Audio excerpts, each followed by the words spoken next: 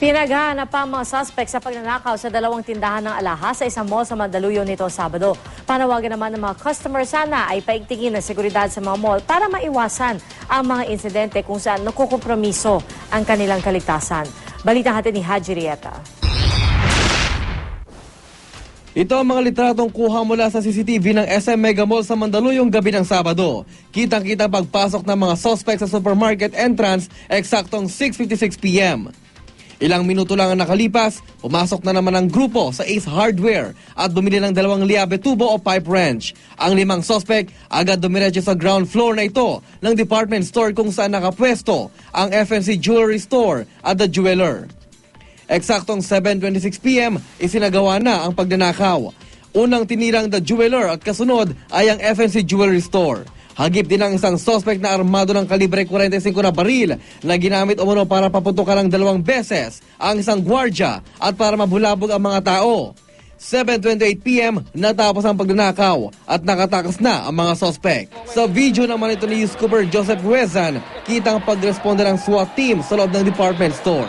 Previously, kinising na nila dyan, plinano nila kung saan sila exit, nag-ano sila ng oras, kung anong oras sila pwedeng umexit kasi pagka tumagal sila dyan, most likely aabutan namin sila. May nakita rin silang bakas ng dugo mula sa crime scene patungo sa ground floor at basement ng mall na maaring nagmula sa isang suspect na sugatan dahil sa pagbasag ng salamin.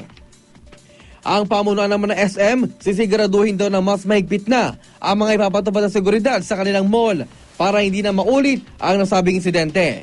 Makikipagtulungan na rin daw sila sa Mandaluyong Police para mapabilis ang pagkahuli sa mga suspect. Hanggang sa ngayon raw ay wala pang kabuang halaga sa mga tinangay na alahas.